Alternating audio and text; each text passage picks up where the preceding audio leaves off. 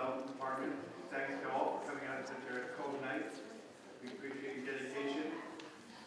This is the beginning of the Envision Cambridge planning process and sort of a soft opening, if you will. So we thank you for participating in the soft opening. First event that a consulting team and city staff are working together on. And we hope to have an informal evening with you to introduce some members of the consulting team. And they'll have a chance to introduce themselves, what they think about, take a few questions also if we have time. And we're also looking to expect that the process will get going in earnest in March, when it'll all be very warm spring weather, I'm sure. And we expect also to have the advisory committees appointed by that time. So we expect that there'll be lots of meetings to go to and activities to be participating in and to hearing from you and from this broad public at large during that period of time. So with that, I'm going to introduce the lead of the consulting team, Tim Love from YouTube. Thanks, Stuart. Can everyone hear me? Is this working? Oh, no? Not very well. It's on, just too soft. You might have to go closer. Is that better? Oh, yeah.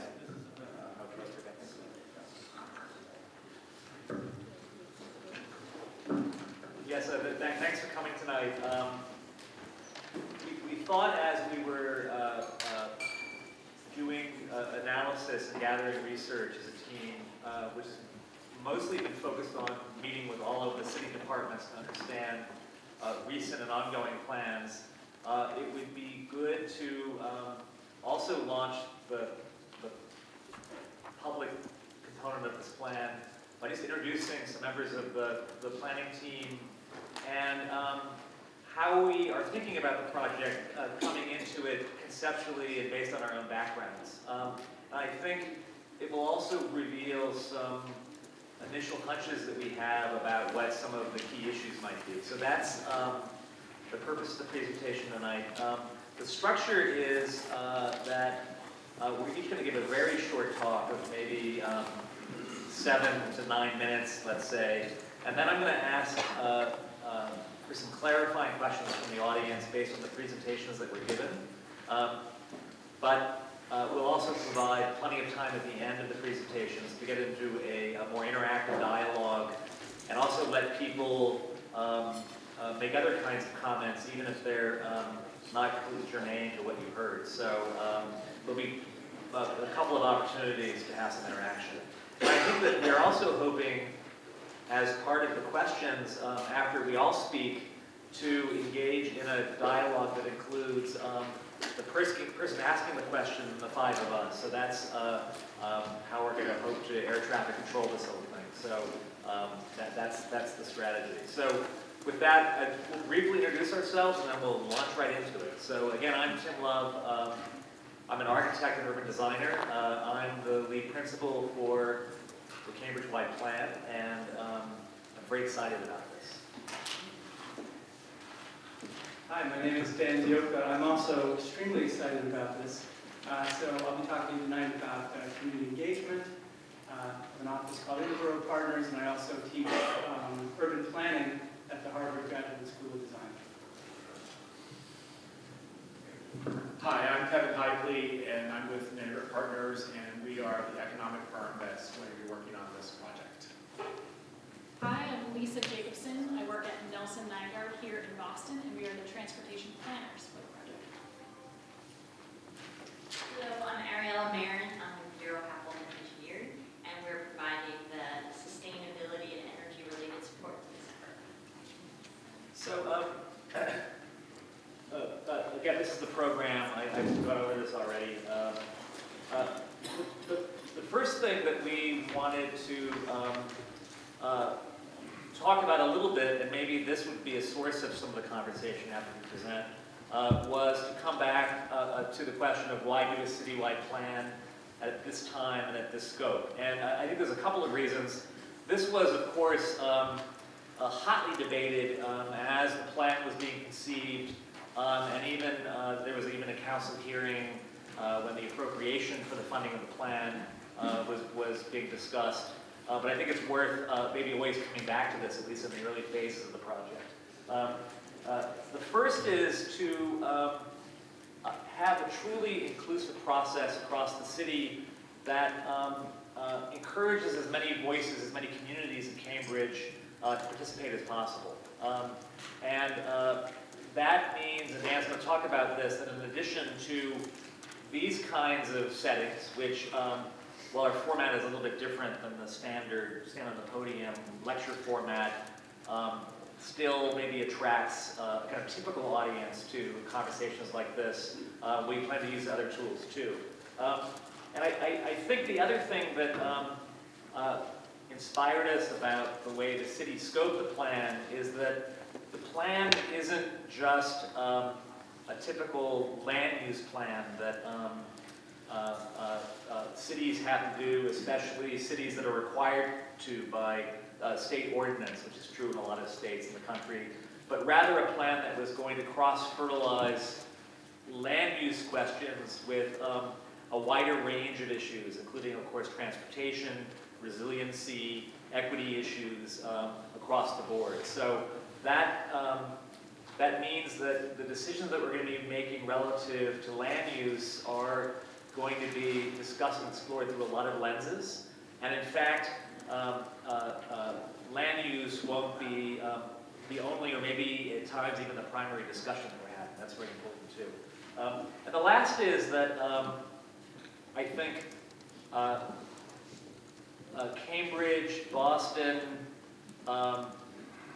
many of the communities in the greater Boston area are undergoing growth that in some ways is going to happen whether we plan for it or not. The capital is coming to Boston from around the world, from Asia, from Europe, and now is the time that I think that as a city we need to figure out how to channel that growth and manage it in ways that are focused on, again, equity issues, but also a growth that actually improves the physical quality of Cambridge and doesn't detract from it. So there's an equity piece and there's an urban design piece. And so where that growth gets poured, the way it gets shaped, the program of that growth, the way that it can pay for other kinds of social good is really the kind of the central focus of this plan. And so let's say that placemaking and equity are the two twin issues here that I think you'll get a sense of, even through the lenses of the different experts that we have up here, economic development, resiliency too. So that's a little bit the setup. For a city of its size, the city staff has done a remarkable job doing plans of all kinds, even at an accelerated pace over the last 5 or 6 years. We've met with the leaders of all these initiatives. They've all been intelligently scoped. The level of rigor relative to data and analysis has been impressive. Many of these plans include benchmarks that we are likely to adopt for the citywide plan because of all that hard work. And that is an essential piece of this, that we're a little bit the audit group that comes in, collects it all up, repackages some of this information. We're not going to repeat any of this, but uses it as the fuel for a citywide look at the broad context of what this all adds up to. And that's a challenge, as you can imagine, but it's also very exciting. And it means that we, as a team, and there's 4 of us, the kind of core team that have been listening and reading everything, are going to be able to, through that expanded understanding of the issues, just do a better job of this. And so we're taking that very seriously. This is the composition of our team. Many of you have seen this before if you came to some of the public presentations when we were competing for this assignment, but also at a city council hearing, I guess that happened in November. Util's the lead firm. Mira and Will are here this evening somewhere. Raise your hands. They're with me, the core team doing things and printing flyers and things. But Melissa's here from the city. who is also a core team member. And then Dan is on the planning and engagement side, essentially a member of our firm too, relative to the general strategy of the process, and how we even design meetings and how we think about the next steps. And Ona Ferguson's here too, who's also assisting with that. We have, as you can imagine for a citywide plan, a big team of experts that we're working with that will be deployed at different times as different issues come up. For a variety of reasons, we picked a couple for tonight's presentation. Kevin Hidley from Integrate Partners. They are, with HR&A, are two economic development consultants playing very different roles. Kevin is looking more broadly at strategy relative to the housing market and jobs. And HR&A is drilling down with us on some of the data relative to market analysis at a scale. They're also, by the way, the consultant for the Cambridge Redevelopment Authority for some of the analysis around the Capital Square area too. So they're already plugged into that kind of market analysis. I talked about Dan already. Ariella from Happel Consulting is already involved with the city on the resiliency planning that's going on, and she's going to be jumping in, very knowledgeable about what the issues are. And then Lisa's working with us from Nelson Nygaard on the transportation piece. If I missed anybody on the panel, I'm doing very well so far. So that's our team. Our schedule is very broadly broken down into 3 phases. We're in the Research Envision phase, which runs through this year. Fairly soon, we're going to be starting within the overall plan an alewife district study, which has a couple of advantages. It's going to allow us to drill down to an urban design scale on all of these issues while we're looking at the scope of these issues citywide. So we're going to use alewife in a way as a kind of snapshot. We're going to do a plan for alewife, but it will also inform the citywide plan relative to a smaller territory and a finer grain. We also are going to, as a result of the research, produce a vision piece that will include a series of benchmarks and a series of goals, some of which will be adopted from some of the ongoing and recent plans that are in the works already. We're going to collect those together as a template of strategies to move ahead with. In 2017, we're going to use those goals and that larger framework to do scenario planning, really modeled of what we start in alewife, but to start to look at questions of growth relative to growth areas we identify, or scenarios relative to transportation alternatives as they are impacted and influenced by different scenarios for growth. And that's going to be a data-rich series of scenarios that we haven't determined yet, by the way, that we'll use to share publicly choices. That's the idea.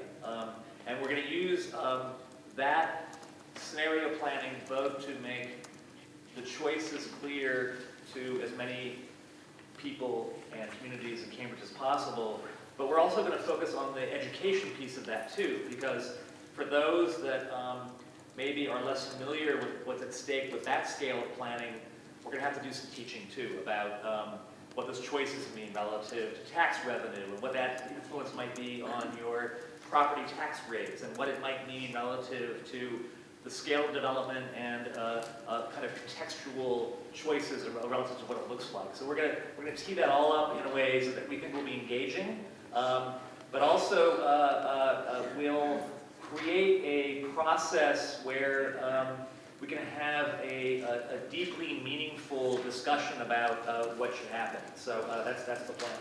And then that will make it clear in the public discourse and through the evidence and the data where the plan wants to go in 2018. So that's the schedule. Just a couple of observations before I turn it over to my colleagues here. One is that Cambridge is a fascinating, unique place. This is a very, just looking at the land use map, for example, we've got it turned so it fits on the slide better. It's not quite true north. It's a bow tie, and if you look at the institutional use that is Harvard, that is in the neck there, the knot, but that blue stripe completely divides one side of Cambridge from the other. There's not the yellow, which is residential, in no way crosses that line. It's interesting, except when you realize, and we've done these maps too, if we turn on these colors in Somerville, and we turn these colors on when you go to the west, you'll see that the logics of the land use and that grain extend beyond the city borders. And so we're having a vigorous debate very early on in the process about, while it's a Cambridge citywide plan, what are the near local and what are the regional influences and what that means. One other observation here is that, except for that blue that makes its way through the knot and the bow tie, the neighborhoods of Cambridge are otherwise fairly continuous. They're a continuous grain.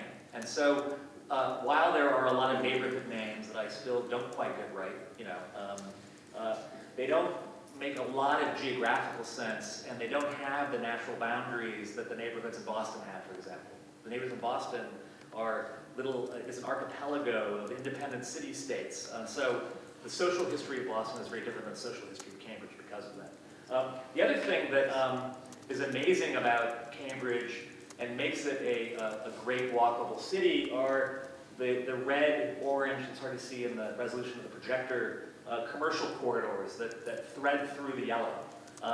So that for the most part, there is a local commercial town center corridor near you that in terms of your own mental map of living or working in Cambridge is not the edge of a neighborhood, but actually the center of your neighborhood. So we also are going to focus in on the commercial corridors and think about them as a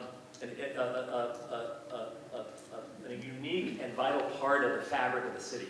So that's another piece that's very important to us. The one other map I have, which has been a little bit too pixelated by the projector, is a population density and race map, which is a fascinating map because if you look at the dots, it describes, first of all, urban character. The denser dots are where the triple deckers and the denser residential fabric is. You know, north of Mass Ave, but I'm getting my directions wrong now because the map's wrong, but you know, northeast of Mass Ave and on that side of the city. And then the dots drop off very quickly just to the west of Mass Ave, heading up to Porter Square. And then the dots assume a much more kind of suburban density scale, which then runs west. And so you have in Cambridge, a very small city in a very small geographic area, the fault line between two kinds of urbanism right in your city. And so there are boundaries in Cambridge, and there's diversity of urban fabric in your city, even though it's a very small place. And so that affects all kinds of decisions and discourse and discussions about what it's like to live in those neighborhoods in terms of quality of life and how you get around and where you shop versus the neighborhoods that are in the denser part of the city. And so that's also interesting.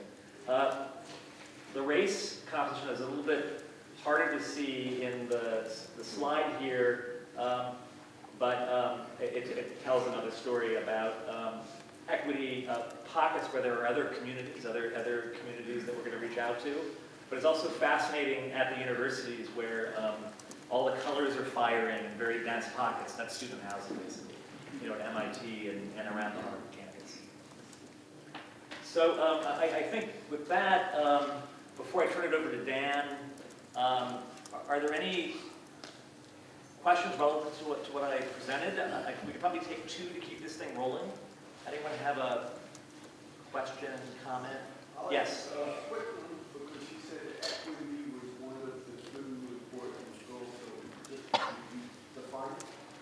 define it, it's like, equity is equity. No, I think it has to do with, I think there's two ideas there. One is that how can growth be managed so that it benefits the maximum number of people in the city? And so that could be as a clear an example as inclusionary zoning, right? To use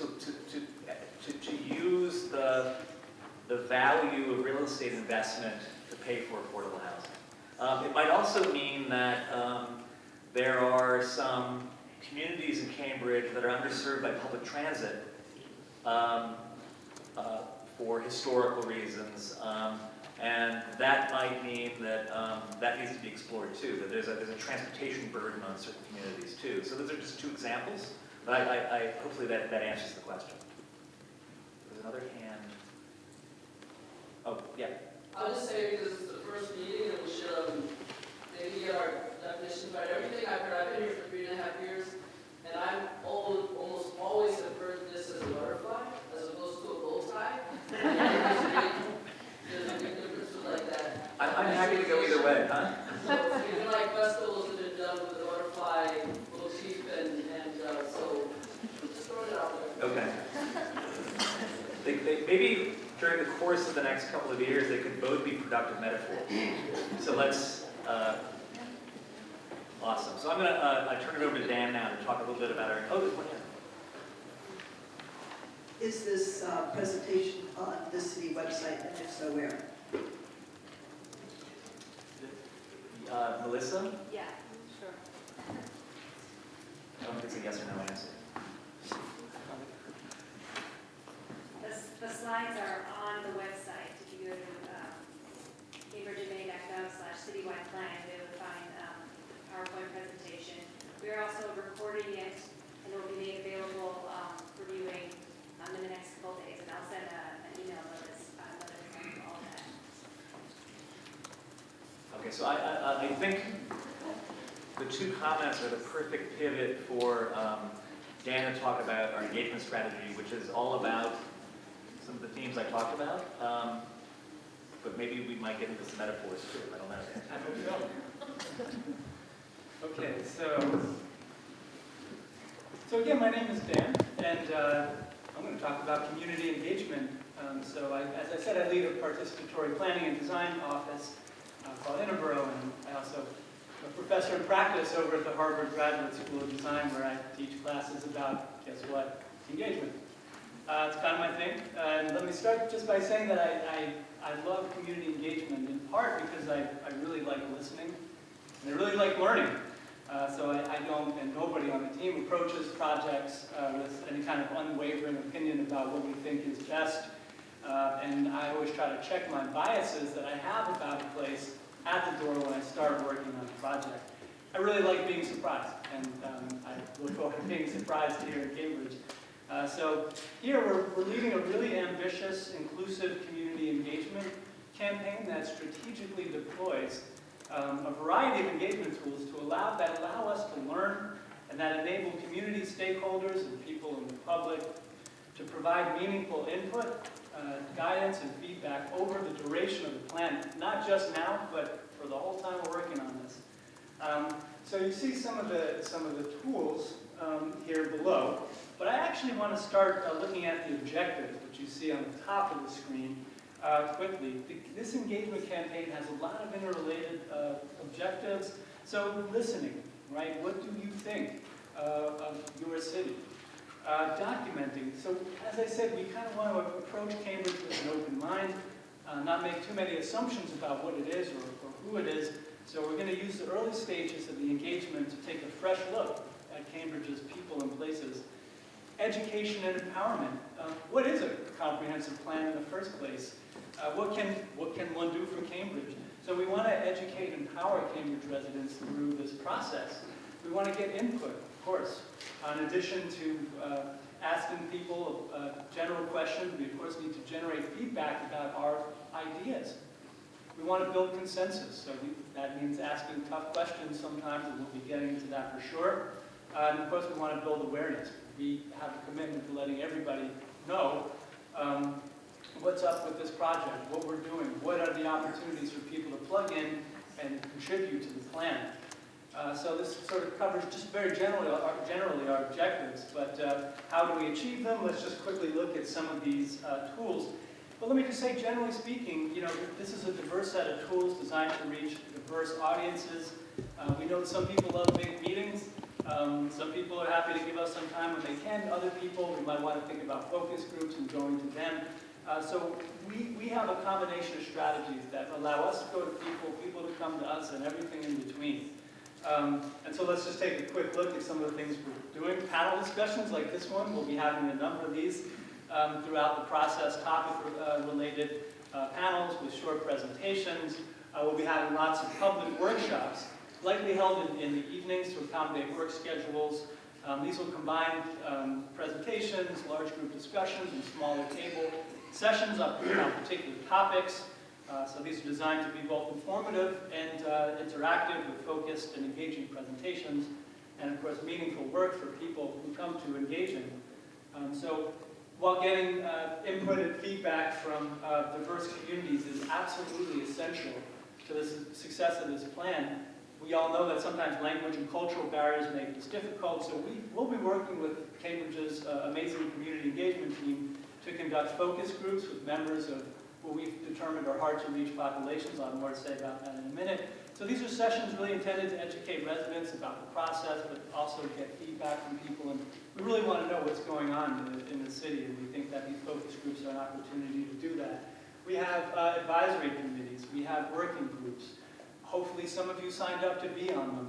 We're really looking forward to working with our advisory committees. We've got one that's a kind of general one that we hope will represent the diversity of the city. We have topical working groups, which we'll be announcing later on. And we also have an engagement communications group that is really there to ensure that we are hitting everybody in the city and that our methods of getting through to people are getting through to people. So in addition to asking Cambridge general residents asking general questions about the city, we of course want to generate feedback about ideas. So towards this, we have a mobile engagement station, which this is just a quick drawing of it, but it's basically a model that's going to roam around the city. It's going to be interactive. It's going to have surveys. It's going to offer all kinds of ways for people to give input. It's being built as we speak. It looks totally amazing. I can't wait to bring it out onto the streets of Cambridge. It's really good looking, and you'll all start to see it around the neighborhoods of Cambridge very soon. If you see it in your neighborhood, stop by and say hello. We'll be there. So we're in the process of finding good places to bring the station. And so we have a map right now of about 75 different potential locations. These are places we think where we're likely to encounter these, what we're calling hard-to-reach populations. It's absolutely essential that we reach through to people who maybe aren't coming to these events, right? And so we're really trying to do that. We're making a newspaper because we want to share what we're doing, and we want to make all this available. So this is a mock-up of our first issue, and it's a colorful newspaper. And the point is, it's going to be quarterly, so it's going to come out every 3 months. And the point is really to capture interesting aspects of the city and portray Cambridge residents' aspirations in a unique, fun, and engaging format. And so it has, for example, portraits of Cambridge residents and portraits of public spaces around the city, person-on-the-street interviews, forums where people can ask planners questions about the process and everything. So it's in production right now, and we're super excited to release our first issue early in the spring. So this is, let me just close by saying that these different types of outreach all happen in cycles. They happen in rounds of engagement, and they're all linked to the process. So early on, we'll be gathering a lot of information. As Tim said, midway through, we'll be testing on ideas. And then towards the end, we'll be sharing drafts and kind of getting feedback. So in conclusion, just let me reiterate again something I said earlier, that we really recognize residents of Cambridge as the experts of Cambridge, as the experts of their environment. And so we're not approaching this with an unwavering opinion.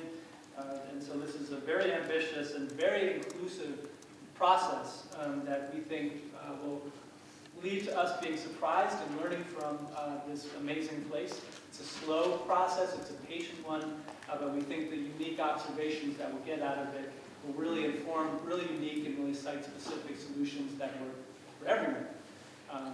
So that's happy to talk more. I know there's probably a lot of questions. Yeah, so again, a question or two before we move on to the next speaker. Oh, we see some hands are shooting up like the 4th of July. Is that right? Yes, green shirt and then blue shirt. I know that MIT has an immediately updatable map of Kendall Square where you can move blocks around and just see changes in traffic patterns. And I know they've taken that out to Roxbury. I'm wondering if you've talked with them about a full city map like that so we can play out with updatable information on that kind of table, perhaps like the table that you're going to take for neighborhoods. Yeah, that's a great example of a really good community engagement tool, and I'm aware of it, and you know the people who do it. And so what we thought we would do first is look at things and try to build something custom and see what kind of needs that we have. And so everything that we're doing now is very custom, and to the extent that we might have a need to quickly test scenarios or something, we might bring something like that in. So it's absolutely a possibility. What's the hashtag for it? Or generally, why didn't I see social media as part of the engagement strategy? That's a great question, and the reason is because we didn't have that much time, and we had so much to tell you about community engagement. But of course, website and media is a huge component of this, and there's a website that's in production right now. And Will, do you want to say a word about the hashtags? I think we're still deciding on the hashtag, because we don't want it to be too long. But we'll have one for you soon. Thanks. Sorry, put you on. So my question is, are you planning to have babysitting and food available for parents of young kids so they can Yes. participate as well? Absolutely. And I can just to add to that, we offer childcare for this event as well. So it is available and will be available at all events. Great question. So I think we have time for one more question. There's a robust hacker culture at both MIT and Harvard. Will they be involved in the participation process in any way? We hope so. We haven't yet made any contacts with that community. I'll be honest, it's personally not my thing. It's not something I know a great deal about, but what I would recommend, there's a suggestion box out there, and we would all welcome your general suggestions. And I think to the extent that you have a recommendation for someone we should talk to, or a community of people we should listen to, or somebody who could help us, or a good spot to bring our engagement station, write it down and just pop it in the suggestion box. And it sounds like a good idea, and I look forward to hearing more about that. So I think to keep the energy moving here, Kevin's now going to talk about some economic development issues, specifically on jobs and housing. Right, Kevin? Take it that way. What's that?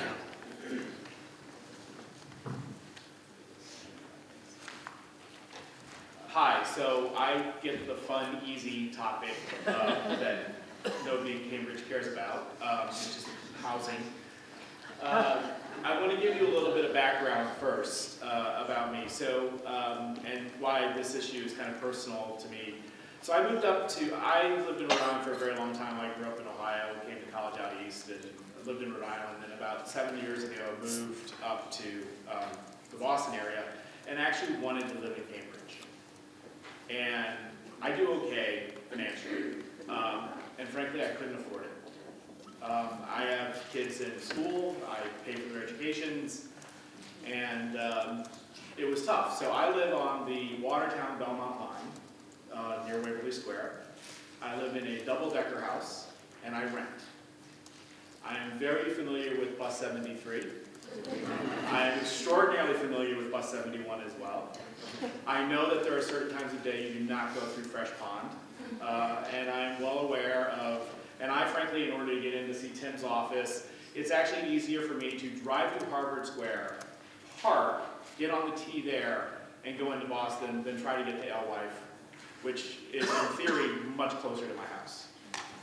So I actually do have a few opinions about some of this, having being a person who actually lives here, but and You're a focus group member and a consultant. yes, and a little bit.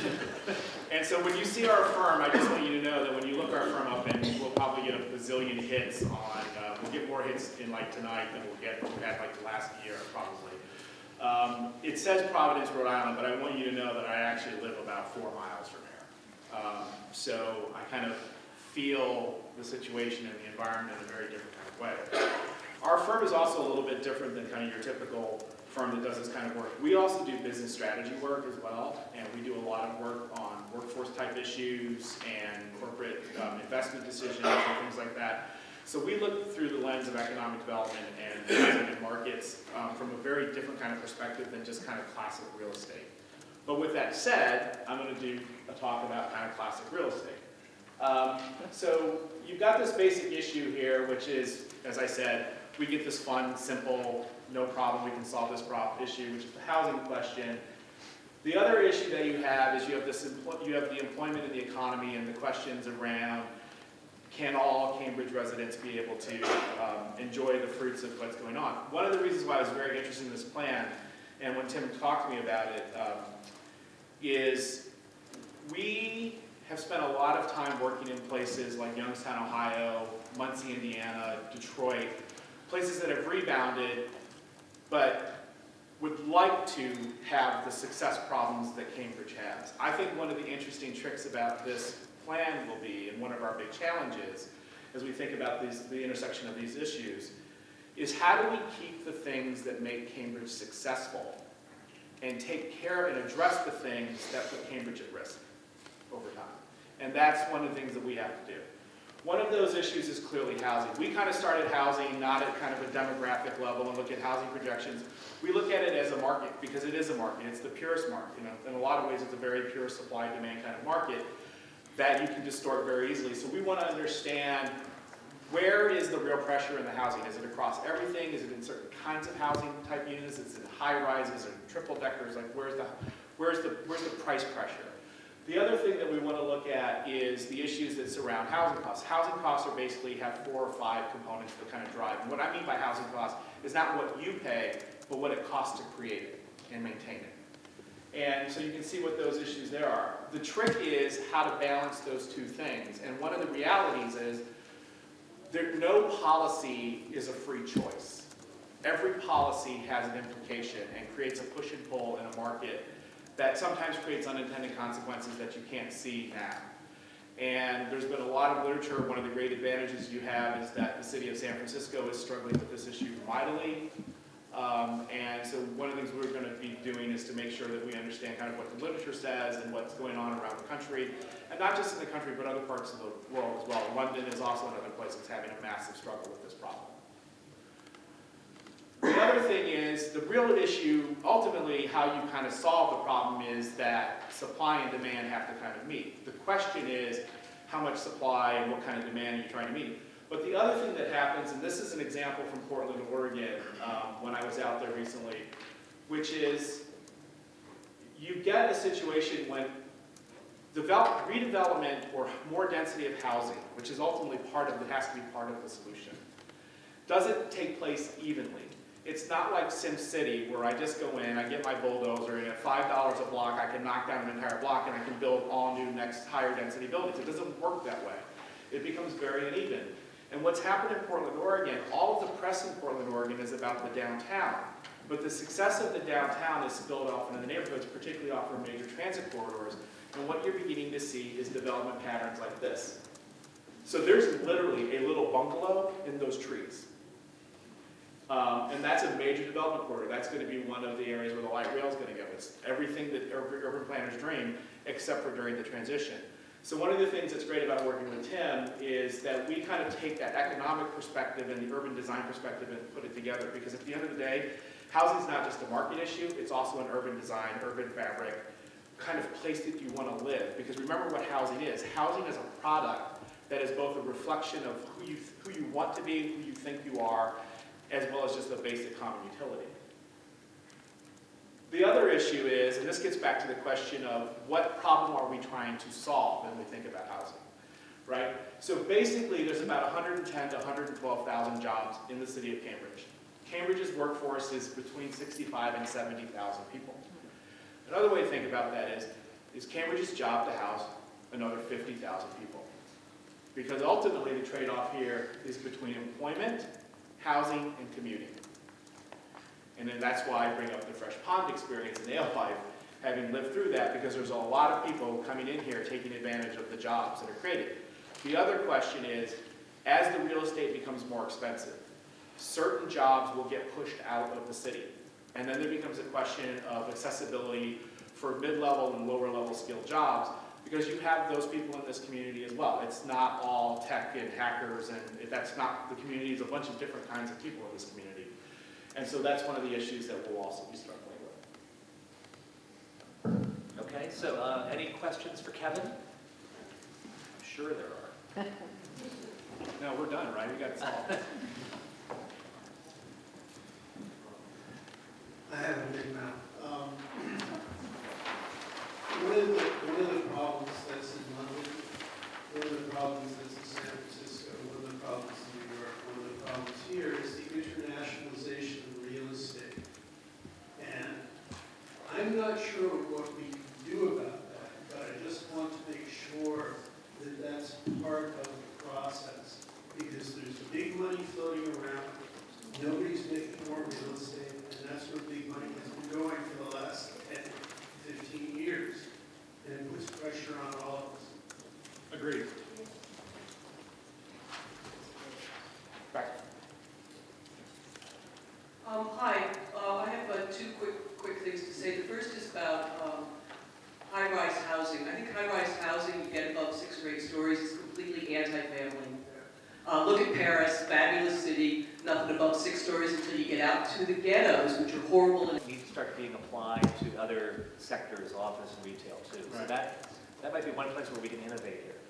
Yeah, and it's an interesting question, because one of the things that I think is also important, having spent a number of last several years working in a number of communities that I would call kind of one-trick ponies economically, is that an economic diversification of the base is always a good idea. So I would like to offer the Vancouver model on housing, where you have low-rise for housing for families, and then high-rise behind it for, older people or whoever. So that's a pretty good solution to address the needs for families.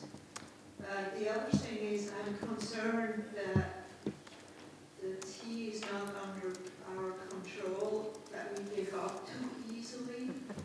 I think that there are many things that we could do, maybe competing with the T. I'm not sure, but it's really important, I think, for the quality of life in Cambridge to get the car under control. Yeah, so that's a perfect segue for Lisa to tell us the answer to that problem.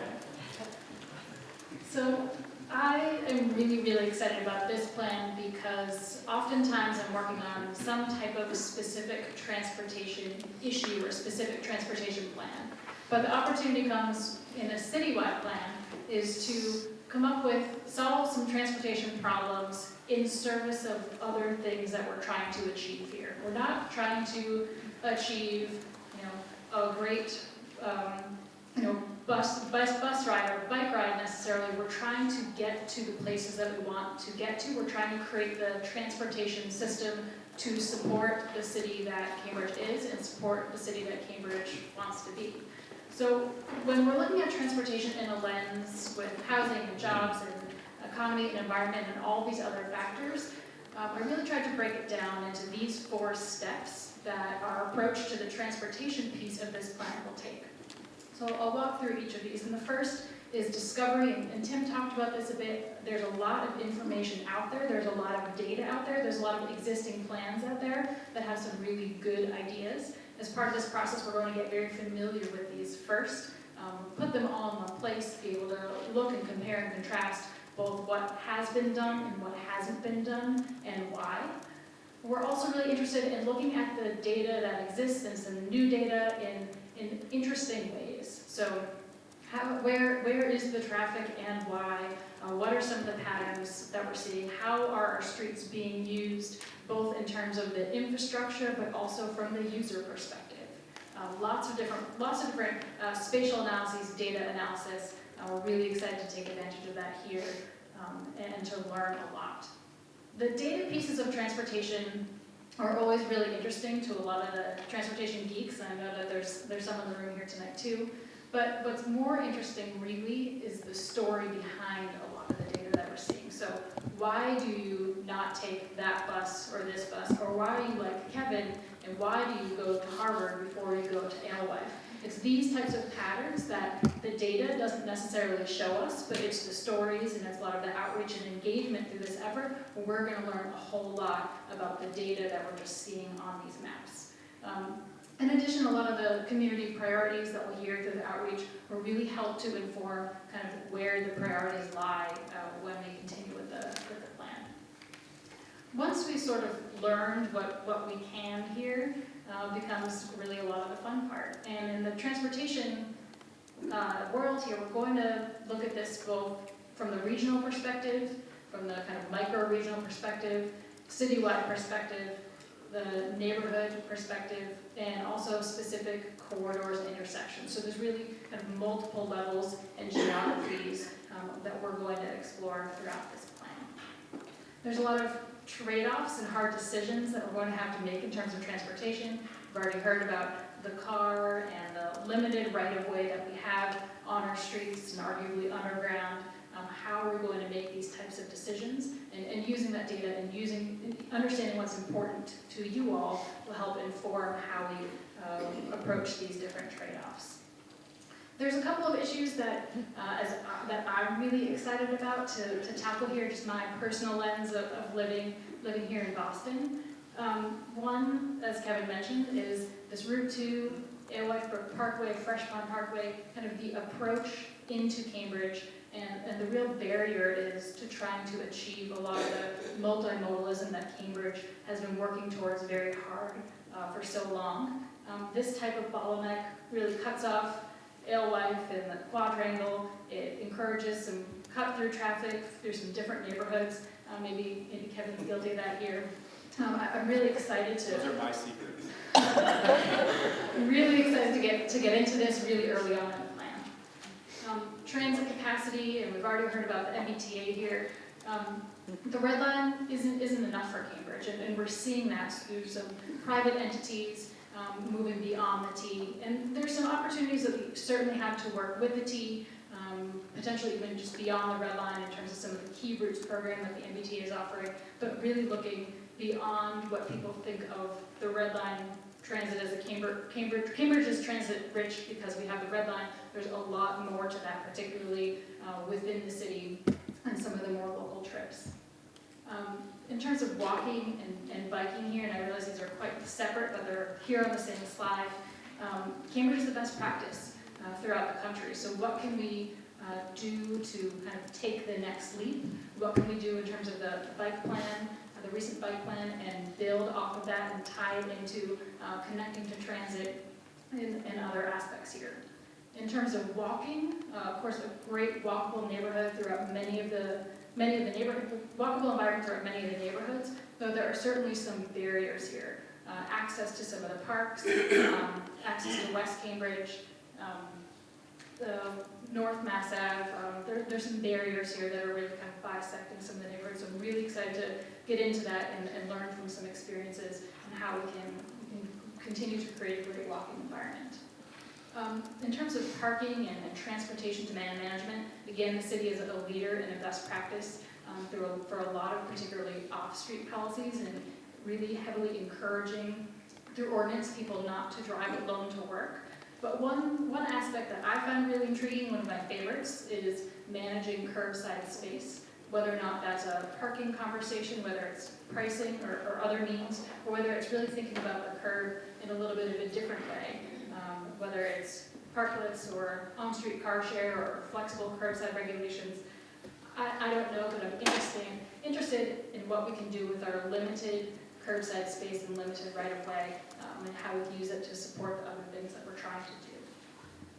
So after learning a lot and coming up with a lot of ideas, really the hard part and the fun part is bringing it all together, not just from the transportation aspect, but from the plan as a whole, and coming up with some of these real key priorities, particularly throughout year 2 of the plan, that will begin to surface in year 3.